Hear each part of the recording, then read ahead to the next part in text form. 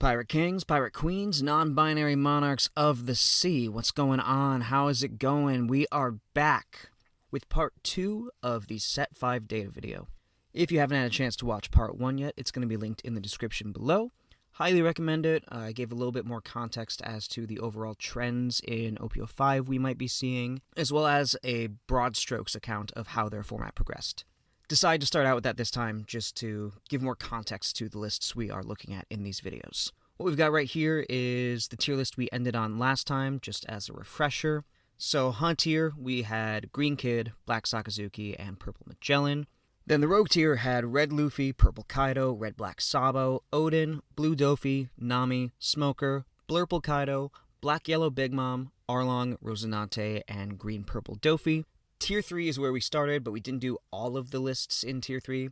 Ace and Newgate are at the bottom. There just weren't really enough lists to go over and make something out of, so I omitted those. Number 10 was Red Purple Law, number 9 was Queen, number 8 was Bello Betty, and then Tier 2 had Zoro at number 7 and Red Purple Luffy at number 6. If you're curious about the lists themselves for those decks, or you want to hear more thoughts on those archetypes, take a look at set 1, once again, right in the description there. But if you just want to jump in, start number 5, let's get into it. So we know that we've got some power creep on our hands when Red-Green Law takes a hit. Number 5 on this list, usually in the top 3. Maybe I put him at 4 once, I can't quite remember off the top of my head. But this is definitely lower than he usually is. But at the same time, still a decent result. Law tends to start on the back foot of a format before he adjusts once people realize that he's still good, has tools to go against the more popular decks in the meta. But his pre-Star Deck 11 high point was lower in terms of its overall share and also for a much shorter duration than it has been in the past. But once the film Star Deck came out, he shot up as far as success goes since he's got a naturally advantageous matchup against the film package. But then once Sakazuki changed up its package, Saka nuked him into relative obscurity. Aside from a couple 3v3 tops where he has a chance to dodge the matchups just since everyone has to play different decks, his success diminished a lot. Most of the cards in this list are ones that we'll be pretty used to, seeing him in sets 1, 2, 3, and especially 4. But I do want to point out that the aggro aspects of the deck are emphasized in this build. We've got a full 4 of the Rush Zoro, full 4 of the Star Deck Law. I know we're pretty used to seeing him at 4 a majority of the time, but in previous formats, we've always had those occasional lists where he gets run at 3. But every list I looked at for this video had a full 4 copies of that Restand Law. Then we've also got 4 of the 2K counter Sanji. People might try and starve Law out of life. That's always a good strategy against him, and the Sanji can help mitigate that. But the other side of this is that when our board is getting wiped out so easily and we need to be able to swing for 7k and close this game out, the Sanji does give us another option to do that. And of course, we get to see more of our combo pieces, like I mentioned before.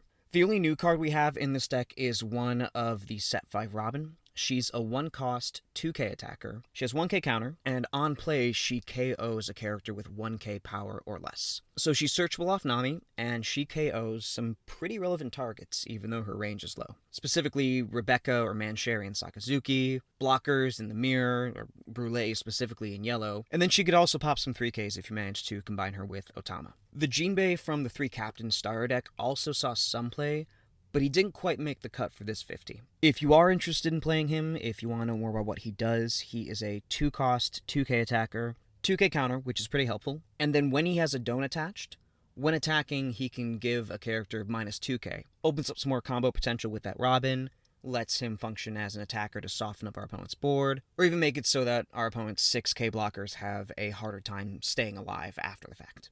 We've also got 1 copy of the Set 2 Film Brook in this pre-ST11 list, and when we transitioned to post-Star Deck 11 and Sakazuki got crazy, he saw even more play. He helps us build toward our leader ability, and he can swing for 5k, so he functions as an attacker as well. A good strategy against Law has always been to reduce his board, but Sakazuki's just so good into him because the Lucci gets a 2-for-1 trade without even having to use any extra cards. Since most of our characters are intrinsically going to be 1 or 2 cost, he doesn't have to use any modifiers. But then he can still get rid of the 5-cost characters by using his leader ability and pretty much any other cost reducer. Plus Houndblaze being able to trade and then turn something small like Branu into another board cleaner, or even an attacker on our leader, puts a lot of pressure that Law might not be able to deal with very easily. The 5-cost Luffy is going to show up in pretty much every list with the prevalence of blockers. Probably worth running too. If I'm going to make a change to this list, that's the first one that comes to my mind. And having a 33-67 matchup against the best deck in format definitely makes it harder for Law. But as always, a good player can take it pretty far, and he still made it into the top 5. And that's it for red this video.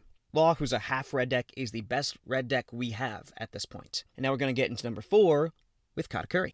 Lots of cards that Katakuri players have been using since he came out in Set 3. He is able to use some of these new Sky Island cards that we get in Set 5. Shirahoshi became less popular because of one of them, but I'll get into that in a second. And if you're keeping up with the cards that we have and will get versus Japan and when we get them, the Zoro in here does not have an official release date yet. Hopefully he'll be in 2024's first event pack, but we won't be able to play him as soon as this deck comes out. And it does impact the new direction that this deck can go in to a degree, but he can be substituted out pretty easily in my opinion. We're also running more cards without counter than we did before in Katakuri. These data lists will be even heavier on that metric than the overall format average, and that's because the number of non-counter cards that Katakuri played increased even further near the end of Asia's Set 5 format. Streusen's not going to be hitting the board quite as often as he used to with Law and Zoro going down in strength, but he still has a specific use against Sakazuki. He can KO Mancherry, who is huge for their recursion, which you'll see as we get further in the video. We don't want them to just be able to use their trash as a second deck. We don't want them to be an endless recursion machine, especially as we get to the endgame and they start walling up. If we're cutting Zoro, he's one of the candidates to bring up to 4, especially so we have more 2Ks, a little more defense as our board gets wiped out. Brûlé still saw some play, but players in Asia were still pretty 50-50 on whether or not to even include her, since she can get popped really easily by Sakazuki, by red decks, even in the mirror, honestly. But players were pretty much 50-50 on whether to even include her, since she can be popped pretty easily by Sakazuki, the occasional red player, or even against yellow. Putting in search of Big Mom card, so she's a 4-of in here. That's not going to change. Same with Beige. The trigger to stop one of your opponent's characters or leader from attacking is just absurd. Amande's still a good 2K. She can get around any chump blockers, any little characters that we want to swing into early game. Especially if we see the occasional Zoro in Law. She's going to be the standard that we mulligan for in those matchups. 3-cost Perospero still a 4-of, no question about that. If Sakazuki gets rid of him with a Houndblaze, that's a little annoying because then we don't get the on-KO effect to search. But then if they use Lucci to KO him, we do still get a card to compensate, so he's still worth running in the deck. Sanji's going to get plenty of use here. We need to be able to get cards out of our opponent's hand, and we need to be able to stay alive, so his 5K stat line and the fact that he's a blocker are going to help a lot with that. And the promo Zoro embodies the new direction that Katakuri is able to take, to a degree. Yellow's getting some pretty good control pieces. If you draw Zoro off trigger, you can KO a 4-cost, so he's basically a mini Thunderbolt. He doesn't get to do that on play though, so if we do end up getting him on our side of the world before Set 6 comes out, he's still a good play on 4 Down. We need to fill the board, and you could always send him back to the life with Katakuri in order to set up a KO on one of your opponent's attackers while they try and close out the game. Satori is another new card from Set 5. He sets a new standard for 2Ks that we run, since he is a free 5K swing, or we can use him for defense. And then Gedatsu is the best addition that Katakuri gets from Set 5. 5-cost character, 6K power, 1K counter, all great things. And on play, you get to KO one of your opponent's characters whose cost is equal to or less than their life. There are going to be times when we don't try and attack the opponent's life the first couple turns in order to get a really good KO with Gedatsu. Especially, in the Sakazuki matchup on their 4-cost Kuzan, which can really mess up our higher-cost characters.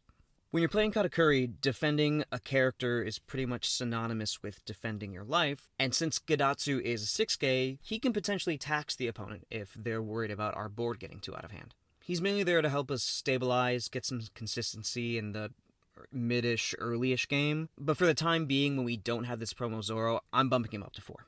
Katakuri has historically had some problems in the mid-game if he's not able to see the right cards. That's why the 5 and 6 cost vanilla characters got so popular in Set 4, but Gedatsu gives us an even better, more mid-rangey option to go down. The 7-cost Linlin is going to be the star of our 4th turn now. We need that life advantage if we want to stay alive or have a chance to close out the game. But the 8-drop Katakuri is still going to be pretty important to tuck things like the 7-cost Kid in either Luffy deck, or set up some trigger plays so we can stay alive, but he's not going to be quite as relevant as he has been in previous formats. And then one of the biggest reasons, if not the main reason, why some players chose to play Katakuri over Enel, the 10-cost Big Mom. She's still nuts.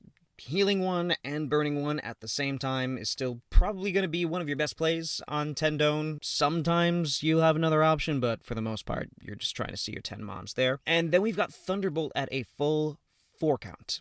3's been pretty standard in previous formats. Sometimes in this format, you might need to hard play it to get Luffy's 5-cost Kid off the board, or to, again, KO that 4-cost Kuzan if you don't have a Gidatsu lined up that can touch it, or these walls of blockers that we end up seeing. Doesn't matter how high stat our characters are if we can't get any attacks in, and Thunderbolt is going to help us get through that. In a similar vein, 200 million volt Amaru will help us with the endgame. 2-cost event, we can give our leader or one of our characters an extra 3k, so we basically get an 11th Dome for the turn. And then if we have 1 or less life, we can rest one of our opponent's characters with 4 or less, so another way to get around blockers if we time it right. And then we've got the same trigger we would see on cards like Ikoku Sovereignty or Narikapura Arrow, where if we draw it off life, we can discard 2 cards from our hand and then put the top card of our deck in our life. So another option to give us some staying power in the game. It's a card that we're not going to be able to use quite as easily as Enel would, since being at 1 life is literally built into his leader ability, but if we time it right, this can swing some games for us. This is one of the decks that has a better chance against Sakazuki, but on the flip side, Purple Luffy can give it some trouble. You can pretty much assume that they're going to see the Magellan on curve and set you back, and then Polly can clean up the board you've been working so hard to produce. Then they just get to go wide against you, which is one of the deck's weak points, and also keep the blockers at the top of life instead of blindly sending them to the bottom, because even if it's off the leader effect, not the 8 cost, a good purple player is going to anticipate that you'll be sending some blockers out at the very end, and then the 9-cost Kaido can just KO them. Post-Star Deck 11, there was much less Brule use. She's not even in this data list. And Amaru got even more popular since Sakazuki has such good late-game defense with his blockers. At the very end of Set 5, Katakuri really popped off. It took 7 of the top 16 spots at the Aichi Championship, and it won the whole event overall. Being able to swing 7k with your leader ability and just having the powerhouse that is 10 Mom is still really good, as is this deck overall. If I'm adjusting for the fact that we won't have the promo Zoro yet, I would take the 5.5 list and I would cut those 3 Zoro for a 4th Gidatsu and then probably 2 more Strusen. And now for number 3, we're going to talk about fear. People do not fear the leader whose butt's like kind of hanging out in his normal art. Fear is the leader whose butt's like, kind of hanging out in his normal art. No, for real, you would not believe how long it took me to realize that he's just double-cheeked up on a Tuesday in his regular art. What? Anyway, it's Enel. We got a new spin on mono yellow leaders here. Big emphasis on drawing out the game, and he leans even further into that mid-range control style that Katakuri is able to play now. He is a mono-yellow leader with 5,000 power, but he only has 4 life, and that is because his leader effect says that once per turn, when our life reaches 0, we can discard 1 card from hand, and then put the top card of the deck into life. Going from no life to 1 life is insane. That is an extra hit that the opponent has to make in order to close out the game. That's the difference between being able to just swing 15k with leader, or having to go 10 and 10 if they have a 5k character. And of all the leaders we're discussing here, this is probably the one with the biggest changes between the early part of Set 5 and the second half of Set 5. And that's because he has access to 2 different yellow packages he can take advantage of. The Sky Island package saw more success in the first half of the format, so we're going to start by focusing on that one. We've got 2 copies of Konus, really just a 2k here. She can draw 1 and trash 1 if we discard a stage, but this list isn't running Upper Yard. A lot of them didn't bother with that card. She is searchable though, so there is a reason to have her in the deck. The fact that we just have 1 copy of Shirahoshi is, I'm going to chalk that up to being just an interesting quirk of the algorithm, but still a good trigger to have. Unlike Katakuri, Enel is playing 4 copies of Brûlée. This deck is going to get low on life way earlier than Katakuri, so she becomes more necessary. Shura is a Sky Island Searcher, just like Nami or Pudding. He's a 2-cost, so you don't get to play him out the gate going first, but he does have a trigger that puts him into play, so you could put him in your life with Katakuri to reuse him. Again, beige is obligatory, busted trigger, best trigger in the game, and Holy and Ohm are a decent combo to put pressure out in the early turns. It gives you more bodies for Sakazuki to deal with, more swings for Katakuri to defend against, but I won't say that it's rare to have the pieces by any means, but you do run the risk of not hitting the combo.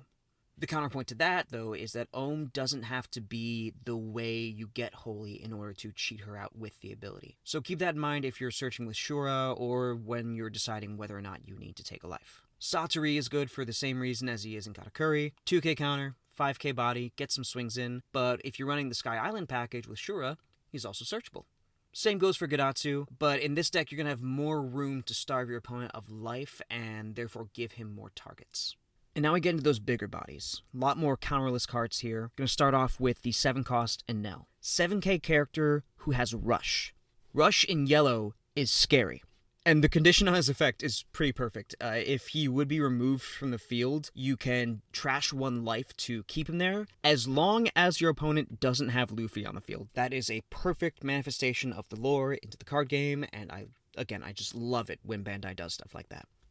And that resistance to being removed from the field, not just being KO'd, but being removed in any way, makes him the card that we absolutely want to see against Sakazuki, since they have to remove it twice, and it's an extra attacker that they might not anticipate. If it's a really good Sakazuki player, they might, but there also just might not be anything they can do about it at a certain point. The 7-cost Linlin also gives us some breathing room, but pre-Star Deck 11, she was seeing less play than she did in Katakuri. The 8-cost Katakuri, however, goes perfectly hand-in-hand with Enel's strategy, since after we use the leader effect, we come back to our turn, play him for 8, and then we go back up to 2 life. We set our leader ability back up, we potentially get a trigger, great utility card, and he swings for 8, which is a very relevant number in this format. And then we got 4. Count 'em, 4 Yamato. He was my favorite card in 4.5, and he is even more useful here. We go down to 0, we use our leader effect, we play Yamato, maybe we KO something. If we don't, that's fine, because just like with the Katakuri, we go up to 2 life on our opponent's turn, and they've got to whittle us back down again. Thunderbolt's in here for the same reason that it was in Katakuri, and, it even fits the Nell's Devil Fruit power, tee-hee. And El Thor gives the Sky Island build some staying power. It is a 1-cost event that lets you counter for 2,000, unless your opponent is at 2 life or less. So sort of like an inverse Radical Beam, which, again, I think we can just bring back to 4. I'm just going to put that out there, please, Bandai. But in a vacuum, it's also more balanced because it's dependent on the opponent's life total. It doesn't reward you for going really far down on life, but Enel's also going to do that anyway by virtue of his leader ability. This card can be really annoying with a leader ability that's this sticky, in a sense. Once Star Deck 11 came out and Sakazuki rose to prominence, though, this necessitated a big change to the deck. The Sky Island version and the Big Mom Pirates version still both did decently, but the Big Mom version definitely did better, so I'm going to showcase a list solely made from Big Mom type decks. If you want to see the lists for each variant in the respective semi-formats that I didn't mention them in, let me know. Maybe I'll post them on Twitter. I'd say maybe I'll do a video, but I'm probably not going to have time for that.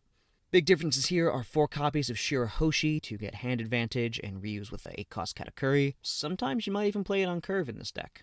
No more Shura, we're on Pudding instead. We can play her going first or second, potentially 2 of them if we get lucky with her opening hand. And we can use her late game more easily, and it also specifically gets the 8-cost Katakuri, which again feeds into this leader's whole strategy. In the second half of the format, Enel played more 2Ks in general, and specifically Sanji. He can get us a little deeper in the deck for certain matchups, especially since we might not be playing something turn 2. We've also got a second blocker Sanji, good to have more bodies, especially ones that can come out on trigger, and Pudding can also search him in this build. And then having a busted control deck at the top of the format means that we are going with a full 4 copies of the 7-cost Enel. Huge against the Sakazuki matchup like I mentioned earlier. We don't run El Thor anymore though. It's more of a toolbox of events.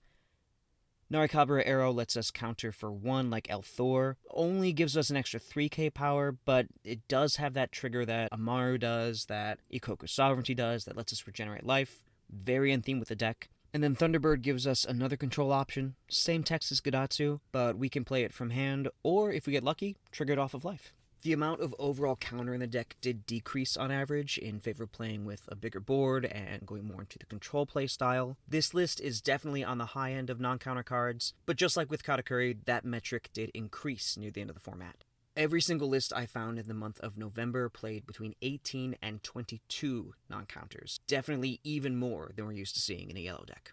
This is pretty high up on the list of decks that I want to try out this format. I enjoy yellow, I enjoy control, and even if it's an annoying deck, even if I play against it, it's still a really cool concept, and I'm glad we have this leader now. Now we're getting toward the end, going into number 2 with Purple Luffy. He was easily the best deck in the format before Star Deck 11 came out. The format was warped around him. And his leader ability says that once per turn, we can take the top card of our life into our hand. That part you can do with no conditions. But if we have 3 or more Don, so essentially as long as it's not the first turn of the game, we then get to ramp an active Don. This ability to ramp from turn 2 feels a lot like Kinemon, if you enjoyed that deck in set 2. There are some purple cards that were just okay because you couldn't play them till turn 3, maybe turn 4, but with this ability they suddenly become spectacular. And then you're able to use your life as a resource much like Newgate has, but there's a bit more precision here with how and when you do so. If you're not careful, or if you don't get the right opportunity, or if your opponent maybe rushes you down, even though red isn't as big an issue here, you do run the risk of being a bit glass cannon-y as a result if you don't have the right pieces. The lists I'm showing here do not run a single character who costs less than 4. So if you don't feel like making a decision on turn 1, cool. You don't have to worry about that. If you go first, you'll start your second turn at 3 Don, then the leader ability lets you ramp to 4, so you can play a lot of 4-cost options there. And if you go second, you get to play a 5-cost, one of which is insane in this deck. Khalifa's mainly there as a 2k, but you can Dome -1, draw 2, trash 1 if you really need to dig for a specific piece. Franosuke, just like in Red Purple Luffy, is a rush card as well as a 2k counter. And then Ulti isn't just a 2k counter anymore. The page 1 combo is actually a thing in this deck, and it's probably one of the more consistent turn 2 plays that you're going to be using. 4-cost blocker log gives us durability and, again, potentially room to take advantage of opponents who don't play around it, which I promise I've never done. I always play this matchup perfectly. I always play into purple perfectly. I never forget about Law. Never, not once, not ever. Anyway, DS Drake, mainly a 2k counter, but, you can sometimes get a card out of their hand, and he can swing for 5, so he's got some niche use there. And 4-cost vanillas are such a staple play of this deck, since you're going to be going first pretty often, that we even run 4 Apu. In this list, I'm probably going to go with Sphinx because Apu is the second most disappointing supernova, in my opinion, but your mileage may vary. Just, if you want to play a traitor and an annoyance, then that's totally on you, and I support your decision to do so. Page 1, great card. And then Magellan. This card warped the format before the Star deck came out. Furthermore, he is the bane of every yellow player's existence. If you go second, you get to play him on turn 2. You can make your opponent put a Don back and then make your opponent spend Don, either by trying to attack into him with 6k or by investing in bigger characters, but they probably aren't going to want to hit him before they get to 10 Don, because then he's just going to send 2 more Don back. Then Polly is really a 7-cost card, even though he says 5 in the corner there, because you need to rest 2 for his removal effect. But that removal is great to keep up your board advantage, especially in the Sakazuki matchup, where you can just KO their 4-cost Kuzan. In fact, it's probably worth mulling into in the Sakazuki matchup. The 5-cost Kid lets us stabilize from both a life standpoint and a Don standpoint, since he not only soaks up an attack, but until he is KO'd or tucked or whatever happens to him, we're regenerating a Don when we put one back, and it comes back as active, so it's like we're just playing with an extra one during our turn. Queen's an obvious staple in purple decks, don't really need to talk about him, and then 7-cost Kid is our go-to turn 3 play.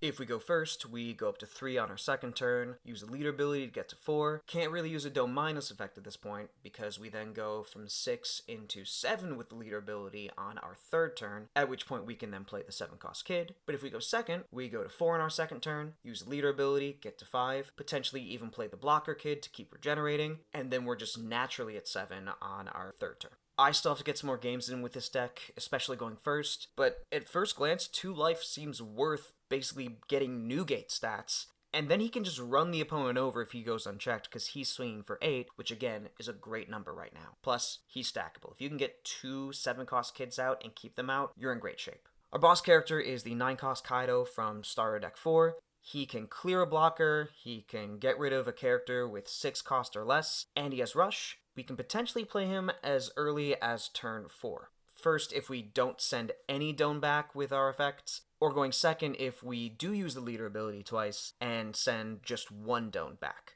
Changes if we have the blocker kit out. And I do want to be clear that while he is the most aggressive card this deck plays, he's not necessarily the end goal of the deck, like, say 10-cost Big Mom is. We're not ramping just to get to him. He's not the cornerstone of our deck by any means. He's just one of many tools that this deck plays in order to overwhelm the opponent. Especially when Sakazuki is pretty easily able to KO him in this post-ST11 format. In these lists that are just looking at either Set 5 as a whole or the second half of Set 5, we're not going to see any events, but even pre-Star Deck 11, the standard was just a single Blast Breath. That was it. 49 characters, maybe 1 event. And the only change we make when we hone in on 5.5 specifically is the 2Ks, just replacing 2 Khalifa and 1 Frankie with 3 copies of Miss Doublefinger to get an extra piece of ramp in case there's a specific piece we want to play on the next turn and make sure we're able to do. Even in op format, this deck can still hold its own. It has plays going first or second. Personally, I really missed seeing purple at the top. Set 1 Kaido was my favorite deck. Sets 2 through 4 were a sad time because I couldn't use them as much. I do wish I could have been there to experience Tier 0 Purple Luffy when it was at the top in Japan, but I'm still happy with number 2. Now let's finish this off. I swear to God, I'm not a bootlicker. But I am ashamed of how much fun I have when I am playing Blue-Black Sakazuki. I don't want to enjoy this deck this much, but I have to be honest with you. It feels like I'm playing a Pokemon deck sometimes. He's a 5k leader, blue-black, so he has 4 life, and his leader ability is twofold. First off, once per turn you can trash 1 and then draw 1. Feels like I'm using an Ultra Ball.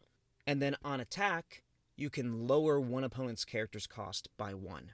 Really good to set up combo. This is just that little extra bit of sauce to really dominate the board. And this can snowball into so many potential combos. It's the fact that he has both of these abilities instead of just one really pushes him over the edge. We're going to do a quick rundown of the pre-Star Deck 11 version just to highlight how this build changed and what it achieves now instead of back then.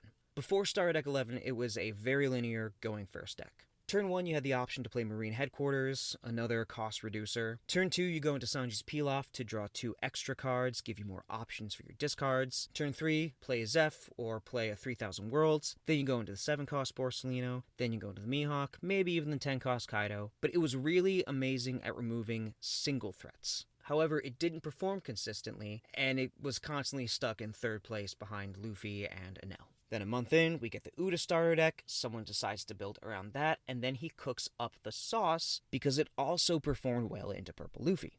As a result, Sakazuki's no longer trying to go tall. We don't play a single copy of Mihawk anymore. Borsalino 7-drop is our highest cost character. Instead, Sakazuki now uses a bunch of mid-cost cards and recursion in order to reuse its resources and completely clear the opponent's board as often as it possibly can. Just from a card game fascinated person deck building standpoint, this is a beautiful machine, and I promise I'm not a bootlicker. He's not a bootlicker! This new build takes advantage of the leader ability by using the discard explicitly as a resource, which is something I really wanted to see from Black. And this is going on to the point that you can pretty easily discard 2Ks. You might need them for the beginning of the game, but you can recur them with Rebecca, and the opponent still has to worry about your board while you're already clearing theirs. Even though a lot of your opponent's resources and their attacks are going to end up being focused into your board, we do still want to be careful about taking life. At the same time, though, the leader ability and all the card draw in here does help with that. Suru very efficiently enables our cost reduction combos, and Mansheri is what drives the deck over the top as far as recursion goes. She's basically a Jewelry Bonnie that you don't get to whiff.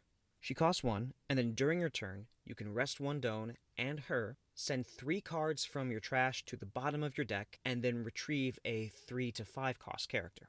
And since your opponent doesn't want you to just keep recurring resources over and over again, she functions as a pseudo blocker.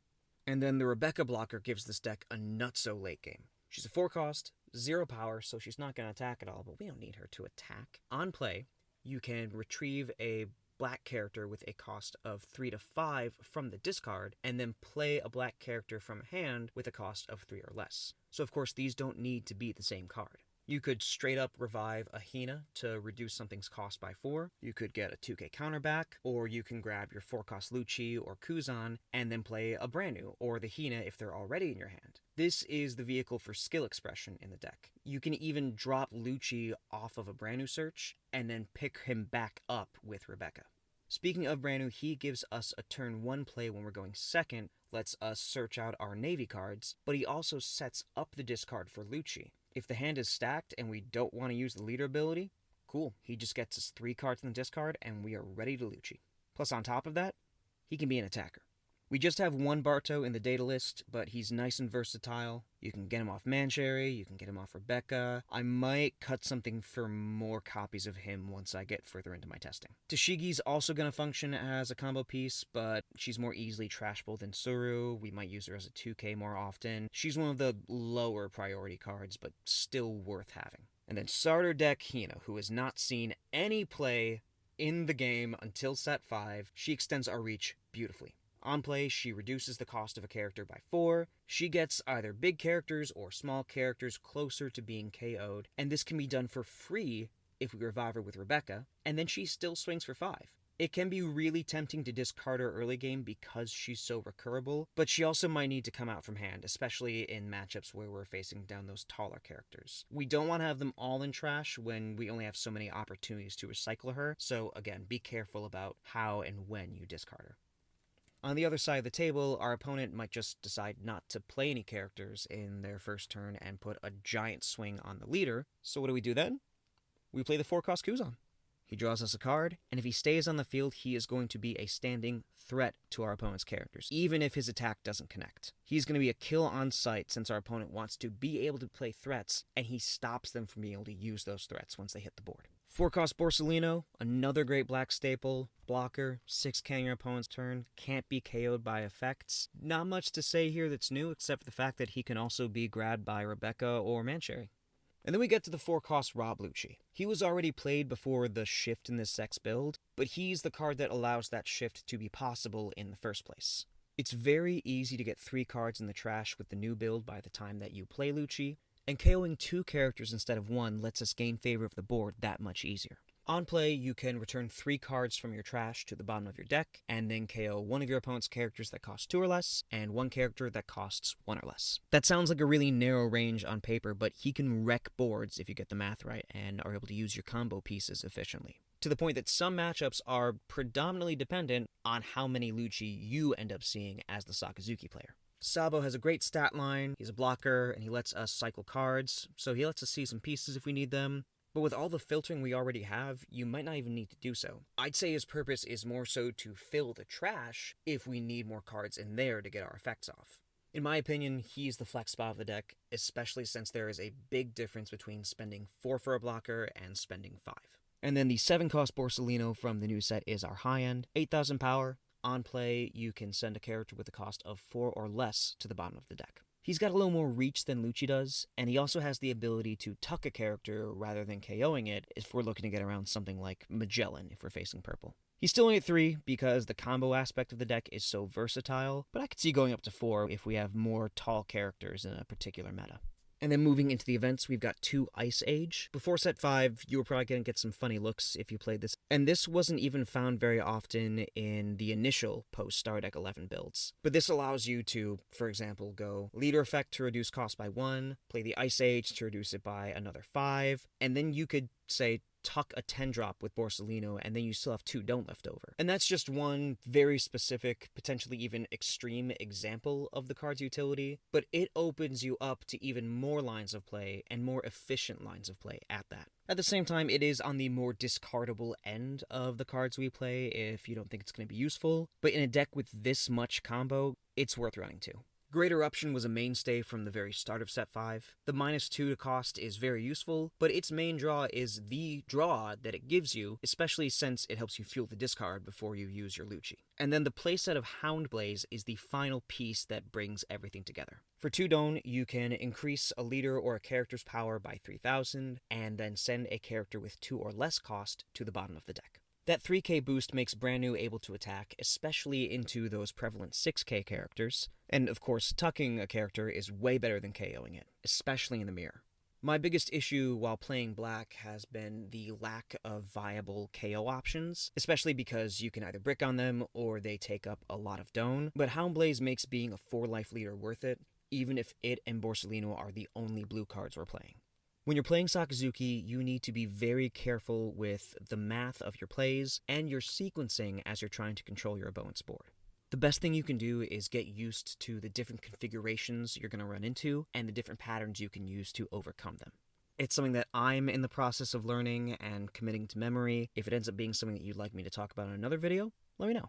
The post-Star Deck 11 builds are also very low on counter. This is actually the lowest counter overall of all the decks we've covered in these videos. But the deck's aim is to make your opponent's only option to hit your characters so they can stay alive, or to mitigate your control and defense. You might not be pumping your leader up to 6k like in Purple Luffy or Red Purple Luffy, but your opponent's going to have to commit Doan to their characters to get a more reliable KO on your characters. This makes defending your life a priority. Even if you have to spend a few more cards than you normally would to do so, the recursion in the deck makes that sustainable. Within reason, of course. There are going to be lots of times in the mid-game when discarding a 2k character off the leader effect is the play, even with the small amount that we run. When you get to the late game and you think your opponent's going to kill you and that you need to swing out and either win then or lose next turn, double check. There is a decent chance that you're right, but there are also plenty of times when you can just keep grinding them out. If a yellow player drops 7 cost to L when you're at 0 life, that can hurt. Events like Thunderbolt and Amaru can wheel you down. You want to play around Gadatsu or Yama. If Red Purple Luffy hits the perfect Gear 5 and Diable Jam combo, that can also just end you right there. I could see Mihawk making his way back into the deck depending on how well these decks react. Maybe we take out the Salvo for those, but we'll see. The biggest question in learning how to play this deck well is efficiency. In essence, how to take care of your opponent's threats with the least cards used. That's a fundamental concept, especially in One Piece, but it's an even more fundamental concept here. Like Newgate, Sakazuki has been referred to as a Tier 0 deck. People's mileage may vary on that.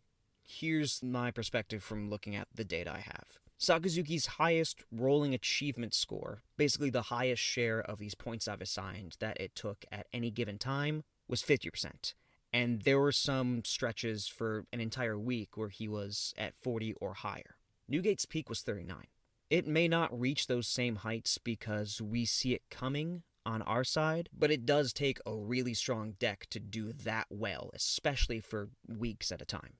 As far as whether that means the game becomes less healthy because of it, again, subjective. But I'll take a less linear deck being more oppressive for 3 months than Big Red. Again, I swear, I'm not a bootlicker.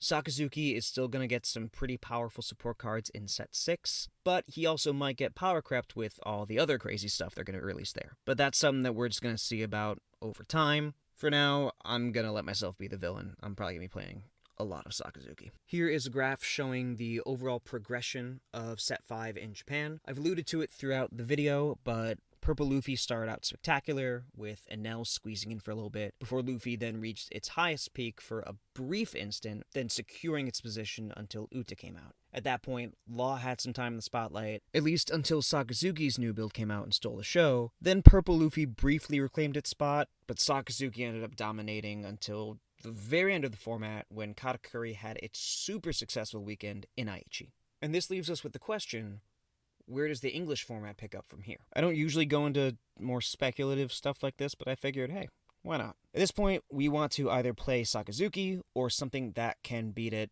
at least somewhat reliably. Yellow seems to be the most established counter, but even then it's not a blowout matchup. It does have a better chance without Uta being out, but we also could see more green-purple Dofi, some more Kid like in 4.5, if Yellow does end up performing well. Red Purple Law might also have a good matchup, but don't quote me on that yet. I still need to test it. But near the end of Set 5, there were some rumblings of, maybe Newgate's going to make a comeback, and the sheer card advantage he gets could give him some juice. But I personally would have expected to see this at Aichi if this really were the second coming of the Mustache Man. Red Purple Luffy, on the other hand, could squeeze in if it really finds the right balance, and if it gets a more favorable ban list as well. Of course, just speculating, take with a grain of salt, because my content's more geared toward data stuff. But, it's kind of like the One Piece manga, where it's fun to guess, but I'm totally down to be wrong if it means we get a more interesting story.